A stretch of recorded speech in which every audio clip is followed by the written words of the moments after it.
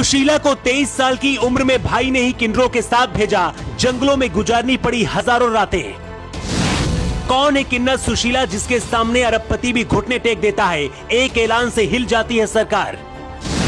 ये किन्नर जब निकलती है सामने, कलेक्टर भी रास्ता छोड़ देता है, अधिकारी कुर्सी छोड़कर खड़े हो जाते हैं। किन्नर सुशीला ने एक बार जो ऐलान कर दिया वो पत्थर की लकीर की तरह हो जाता है। उसे पूरा करने के लिए किसी भी हद तक जाने के लिए तैयार रहती हैं।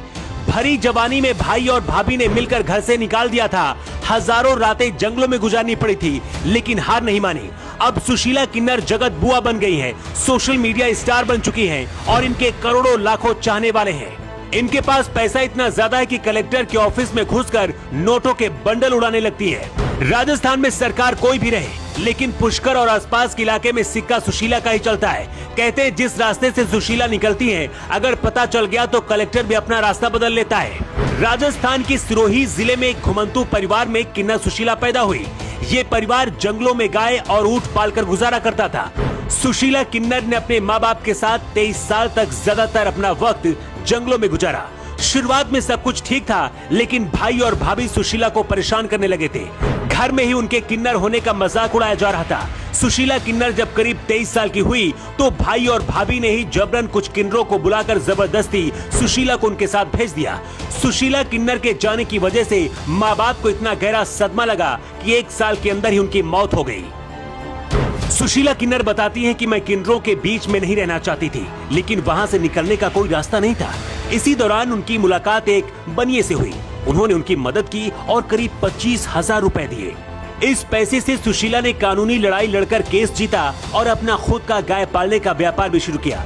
पुष्कर और आसपास के इलाके में इनका सिक्का चलता है। सोशल मीडिया क्वीन बन चुकी है और हजारों चाहने वाले लोग हैं जो इन्हें पसंद करते हैं। प्यार से इन्हें लोग बुआ कहकर भी बुलाते हैं।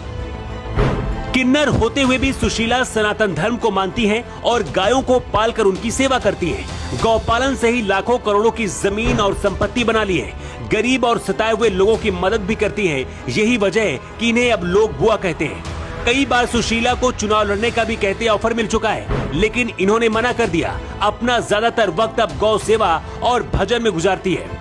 इनके बारे में एक बात बहुत फेमस है। कहते एक बार जो कह दिया वो करके दिखाती है। कहते अजमेर में एक बार सुशीला ने अपने गायों के लिए कुछ मिठाई और मालपुआ खरीदा था जिसमें मिलावट थी। इसके बाद तो जिस दुकान से खरीदा था उसको सबक सिखाने के लिए 3 साल तक 10 रुपए किलो देसी घी की मिठाई उसकी दुकान के सामने ही बेचने लगी थी। उसके बाद उस व्यापारी ने हाथ जोड़कर जब गलती मानी, उसके बाद सुशीला ने उसे माफ किया। सुशीला किन्नर के पास आज पैसा बहुत है, लेकिन अतीत में उनके साथ जो हुआ उसे याद करके वो आज भी रोने लगती है। सुशीला कहती है कि मुझे जिस तरह से मेरे भाई और भाभी ने ही 23 साल की उम्र में घर से निकाल दिया था, उसकी वजह से मेरे माँ बाप की कुछ महीने बाद ही मौत हो गई थी और ये सदमा मुझे अभी भी परेशान करता है।